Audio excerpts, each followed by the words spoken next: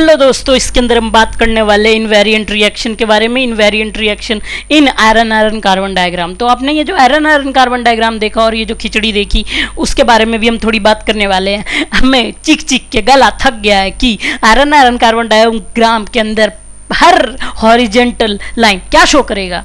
दोस्तों याद करो, क्या शो करेगा? हर हॉरिजेंटल लाइन शो करेगा ट्रांसफॉर्मेशन। हर हॉरिजेंटल लाइन शो करेगा ट्रांसफॉर्मेशन। तो यहाँ पे जरा आके फाड़ के देखिए और बताएं कितने हॉरिजेंटल लाइन है। अगर आप ध्यान से देखेंगे और मेरी थोड़ी ऊपर नीचे आई बाई तिरछी लाइनों को नजरअंदाज करेंगे तो यहाँ पे 3 हॉरिजेंटल लाइन है। तो यहाँ पे हमें 3 ट्रांसफॉर्मेशन देखने को मिलेंगी। तो क्या क्या ट्रांसफॉर्मेशन है और वो क्या क्या ट्रांसफॉर्मेशन अक्कर होने वाले हैं उसके बारे में हम जानते हैं, और उसी को हम बोलने वाले हैं अपने नए जो टॉपिक है उसे बोलते हैं इनवेरिएंट रिएक्शन।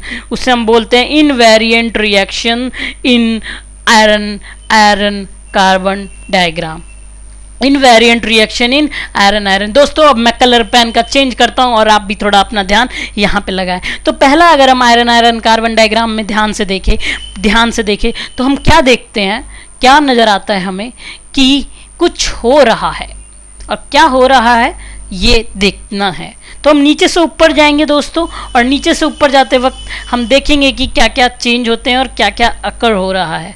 तो हम देखते हैं कि डेल्टा प्लस, क्या देखते हैं कि delta plus liquid is changing into austenite. है ये क्या देख लिया हमने, यहाँ पे अगर दोस्तों अब मैं कुछ परसेंटेज कार्बन्स के आपको देना चाहूँगा। यहाँ पे कार्बन का परसेंटेज इस जगह, मैं कलर और चेंज कर दूं पेन का मेरे दोस्तों। यहाँ पे कार्बन का परसेंटेज इस जगह, ओहो ये भी yellow red, what the hell is happening my God. यहाँ पे कार्बन का परसेंटेज दोस्तों 0.1% है। अगर मैं यहाँ पे बात करूँ एग्जैक्टली यहाँ पे बात करूँ एग्जैक्टली यहाँ पे, तो ये यहाँ पे परसेंटेज 0.18 है। और अगर मैं यहाँ पे कार्बन परसेंटेज बात करूँ तो यहाँ पे ये 0.55 है। तो और अगर और कुछ जगह परसेंटेज छूट गया हो तो मैं आगे बता दूंगा। यहाँ पे कार्बन का परसेंटेज, अरे यार मेरे को पॉइंटर नहीं मिल रहा, ये रहा। यहाँ पे कार्बन का परसेंटेज मेरे दोस्तों 0.025 है, और यहाँ पे ये 0.8% है, और यहाँ पे ये कार्बन का परसेंटेज दोस्तों 4.3% है। और अगर कोई रह गया हो तो चलो वो तो जाते जाते हो ही जाएगा। तो पहला जो है वो है ट्रांसफॉर्मेशन, वो यहाँ पे हो रहा है मेरे दोस्तों। This horizontal line happening first transformation is ferrite, delta ferrite plus liquid. First transformation is delta ferrite plus liquid is going to get transformed into austenite. This is happening. Yes, it is happening here. Delta ferrite plus liquid. This is horizontal line. Is converted into austenite. 0.18 degrees Celsius. This is horizontal line.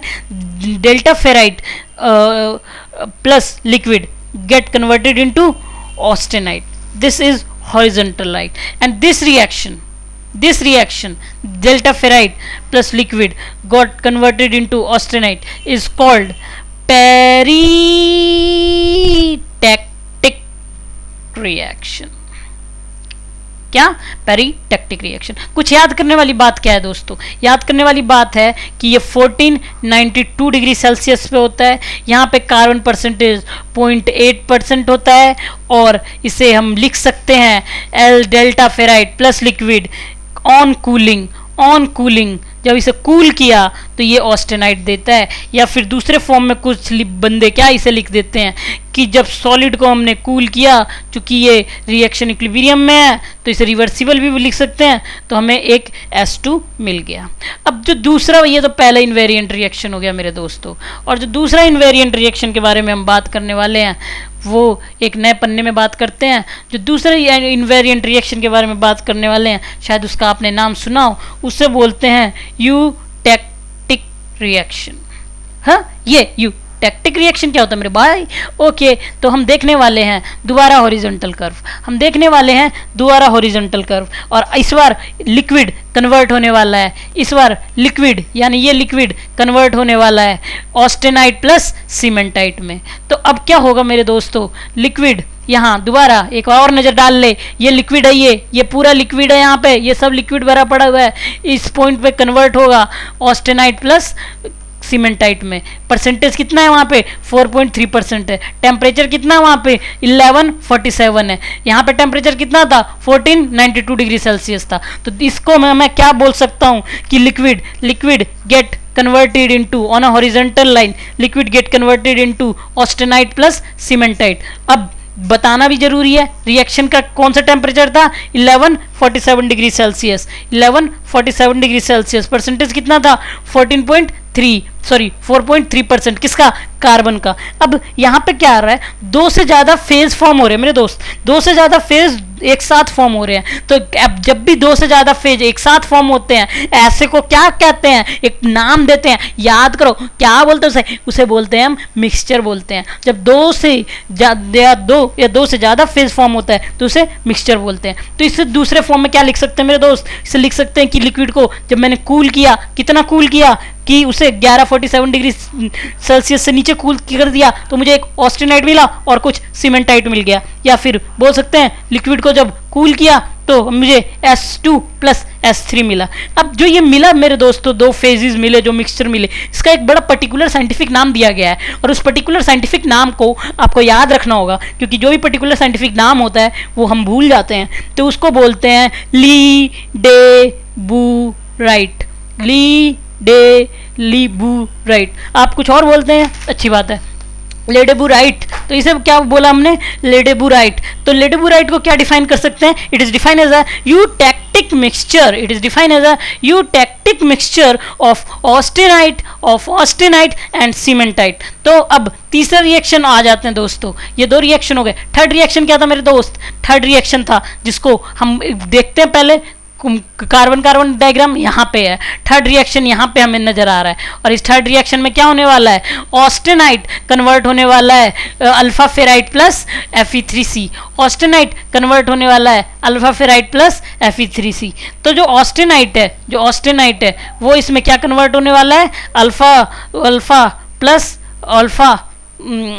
Ferrite plus Fe3C। अब जरा ध्यान से देखो मेरे दोस्तों, ये cooling पे होगा क्योंकि टेम्परेचर कम हो रहा है ना। तो इस रिएक्शन को क्या बोलते हैं?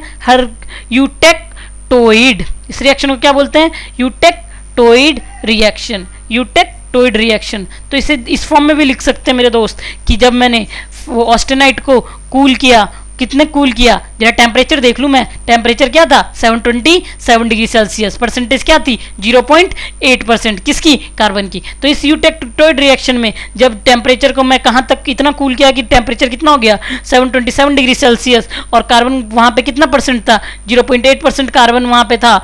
तो ऐसा करने पे जो ऑस्टेनाइट था वहाँ वो कन्वर्ट हो गया, ब्रेक हो गया दो पीसीज में, और वो दो पीसीज क्या बने? वो बने अल्फा प्लस Fe3C। या दूसरे तरीके से बोल सकता हूँ मैं, S2 get converted into S4 plus S3, what ever it is. तो यहाँ पे जो हो रहा है यार, देखो डीकम्पोजिशन रिएक्शन बहुत पहले आपने बचपन में पढ़ा था। डीकम्पोजिशन रिएक्शन क्या होता है? टूटना। लेकिन यहाँ जब भी हम मटेरियल साइंस की बात करते हैं तो डीकम्पोजिशन रिएक्शन क्या होता है? जब एक फेज दो या दो से ज़्यादा फेजेस में ब्रेक हो जाता है, उसे हम क्या बोलते हैं? Decomposition reaction. और ये कब होता है? डीकम्पोजिशन रिएक्शन कब होता है? जब कोई चीज़ अनस्टेबल हो जाता है। तो ऑस्टेनाइट, इसका मतलब 727 डिग्री सेल्सियस के नीचे क्या हो जाता होगा? ऑस्टेनाइट। याद करो जब मैंने कार्बन कूलिंग कर्व पढ़ाया था, तो कार्बन कूलिंग कर्व में क्या पढ़ा था हमने कि 910 डिग्री सेल्सियस के नीचे क्या? ऑस्टेनाइट एग्जिस्ट करता ही नहीं। ऑस्टेनाइट बोले तो अल्फा आयरन एग्जिस्ट करता ही नहीं, अल्फा बोल रहा हूँ, गामा आयरन एग्जिस्ट करता ही नहीं। लेकिन जब हम कार्बन कार्बन डायग्राम पढ़ रहे थे तो देखो कार्बन कार्बन डायग्राम के अंदर जो गामा था वो 910 के नीचे भी एग्जिस्ट कर रहा है, लेकिन वो 727 के बाद अनस्टेबल हो रहा है। तो 910 के बाद ही क्यों नहीं हो जाता? इसलिए नहीं हो जाता due to addition of BCC element. और वो बीसीसी एलिमेंट कौन सा जो हमने ऐड किया है, हमने यहाँ पे कार्बन ऐड किया है मेरे दोस्त। जो कार्बन ऐड किया है हमने, कार्बन ने क्या किया, कार्बन ने अल्फा जो Fe थी उसकी स्टेबिलिटी को बढ़ा दी, उसकी स्टेबिलिटी को बढ़ा दी एट लोअर टेम्परेचर। तो वो जो कार्बन, जो अल्फा आयरन 910 डिग्री के नीचे नहीं झेल पाता था, वो कन्वर्ट हो जाता था बीसीसी में। इसके अंदर due to addition of carbon, due to addition of carbon क्या हुआ, अब वो 727 डिग्री सेल्सियस तक झेल पा रहा है। तो क्या इंपैक्ट हो रहा है एलॉय का? हाँ जी हो रहा है। क्या स्टेबिलिटी बढ़ रही है? हाँ जी बढ़ रही है। अब उसका टेम्परेचर कम हो गया। लेकिन आगे जाके हम पढ़ेंगे कि हम और भी कम करना चाहते हैं, ज़्यादा करें, वो बात की बात है। लेकिन हमें इतना पता है 727 डिग्री सेल्सियस के नीचे अब ऑस्टेनाइट जो मिक्सचर है किसका, carbon plus alpha, carbon plus gamma, gamma iron का, गामा आयरन का, जो कि प्योर फॉर्म है आयरन का, जो FCC में है, एवरेज नंबर ऑफ एटम 4 है, नॉन मैग्नेटिक है। ये सब हमने पहले ही पढ़ रखा है। तो क्या हुआ, तो इसके अंदर क्या हुआ जी, अब कुछ बात करते हैं मेरे दोस्त। क्या बात करते हैं कि यहाँ पे जो अल्फा प्लस Fe3C फॉर्म हुआ है, पेन का कलर चेंज करने वाला हूँ क्योंकि यहाँ पे मूड चेंज होने वाला है। अल्फा प्लस Fe3C फॉर्म हुआ है, उसे क्या बोलते हैं भाई, उसे बोलते हैं पेरलाइट, पर्लाइट। ठीक है, उसे पर्लाइट बोलते हैं भाई। क्यों पर्लाइट बोलते हैं? पर्लाइट जो होता है वो यूटेक्टोइड, ये यूटेक्टोइड मिक्सचर होता है पर्लाइट, यूटेक्टोइड। पिछले वाले को क्या बोला था, लेडेबुराइट, वो था क्या, वो यूटेक्टिक मिक्सचर था किसका, ऑस्टेनाइट और सीमेंटाइट का। ये क्या है, पेरलाइट। पेरलाइट क्या है, ये भी यूटेक्टोइड मिक्सचर है किसका, अल्फा प्लस Fe3C। तो ये मिक्सचर है फेराइट प्लस, ये मिक्सचर है फिलाइट प्लस सीमेंटाइट का। तो सॉलिड सॉल्यूशन, क्रिस्टल के अंदर सॉलिड सॉल्यूशन अपना क्रिस्टल स्ट्रक्चर चेंज नहीं करते, ये याद रखने की बात है। आगे देखेंगे। अब आगे चलते हैं मेरे दोस्त। आगे क्या है कि 727 के नीचे ऑस्टेनाइट क्या हो गया, अनस्टेबल हो गया, इसलिए वो डिकम्पोज हो गया किसके अंदर, पेरलाइट के अंदर। कभी कभार क्वेश्चन आ जाता है। तो अब नेक्स्ट टॉपिक के में हम पढ़ने वाले हैं सॉल्युबिलिटी कार्बन की वेरियस फेजेस में। मेरे साथ बने रहिएगा दोस्तों, आगे देखते हैं नेक्स्ट लेक्चर में आपको। Thank you.